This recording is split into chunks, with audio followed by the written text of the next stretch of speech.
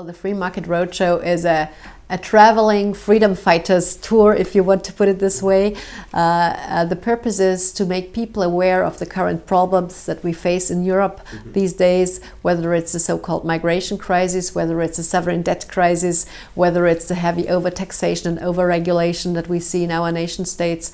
And we want to debate with people, we want to make them aware of the problems and that there are alternative and provide alternative solutions.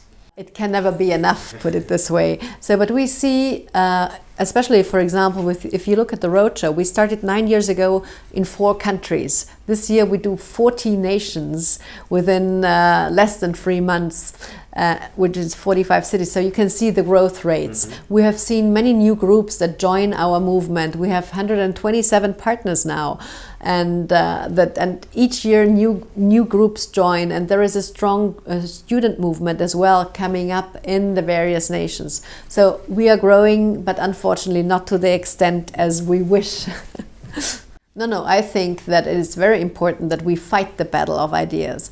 Actually, we have won the battle of ideas because we know that the solutions that we provide, and especially you at the Instituto Juan de Mariana here in Spain, that those are the winning ideas. The problem is that they are not very sexy and attractive, because it means that people need to achieve, that people are self-responsible, that people need to compete. And this is something that many Europeans have forgotten after 50 or 60 years of socialism and welfarism. We have to put the reset button, we have to attract the next generation and make them aware of those alternatives. And I think if we look at disruptive industries and if we look at how those change, that the mind of the next generation is completely open. So our task is to wrap these ideas into a nice framework, into a sexy package, to make it attractive again, and to also not to be too complicated, but to appeal to the hearts and souls of the people.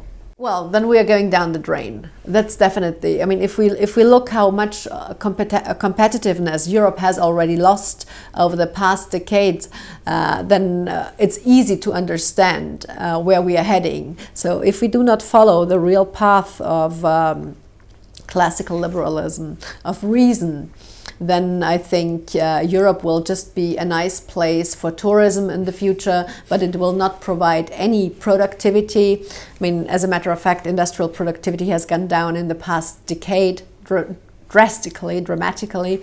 So I think either it's change now and it's reform now, or we all, those at least who want a bright future, have to leave Europe. Well, there are plenty of countries where you can pick out in a single policy measures, whether it's the pension reform that has been done in Chile. I mean, this capital-based system that has been working now for over 35 years in more than 40 nations is a great success, and it's something that simply needs to be copy-pasted. If you look what Lady Thatcher has done to London, to the city of London, this is something that could have been, copy-pasted in many other places. If we look at how disruptive education industry has changed many places in the world, whether it's in Latin America or whether it's in Asia, look at those examples, copy-paste them, use them, but get rid of big governments. The European Union, as it is right now, is actually a threat to freedom. It's a centralized supranational government, and if we do not reform it, and it can be reformed, but it needs brave politicians and those who really want to do it. But then we come back to Buchanan and to public choice theory, it's the apple and the egg. If I give gifts to somebody, to my taxpayer, and on the other hand I rob him, then you don't get anywhere. So you have to be brave politician and say, hey, we want those changes, let them happen, and then we will go there. I think the possibility of a Brexit is actually a good opportunity for people to rethink. But to be honest, we have seen 3 big crises, and our politicians in Brussels have not changed their opinion. The first crisis was the sovereign debt crisis and the euro crisis, where they could have changed and reformed Europe. The second thing, so this was a financial thing. Second was a security thing, and was Ukraine, the issue.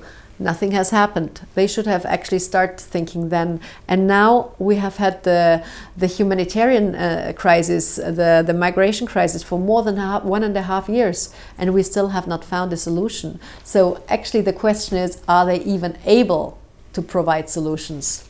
Well, of course, it's a threat to everybody who believes in achievement and in self-responsibility and in entrepreneurship, because eventually you cannot redistribute if you don't have anything.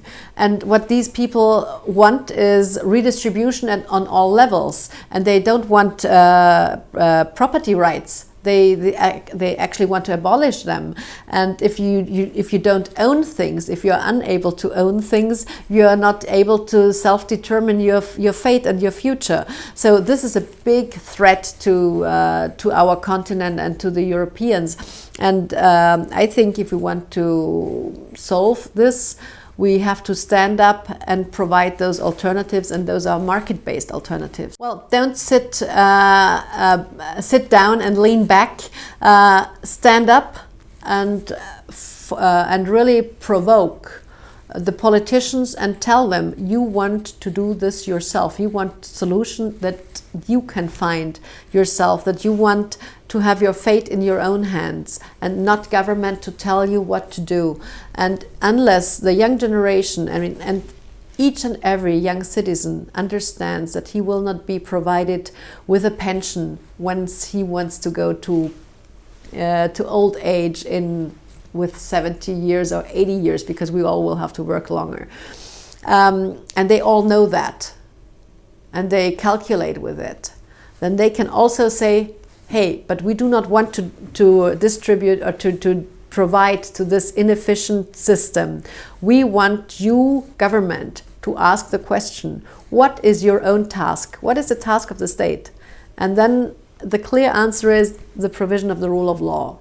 And if we take it from there, then we have the opportunity to reframe the big institutions and make them slim and efficient again.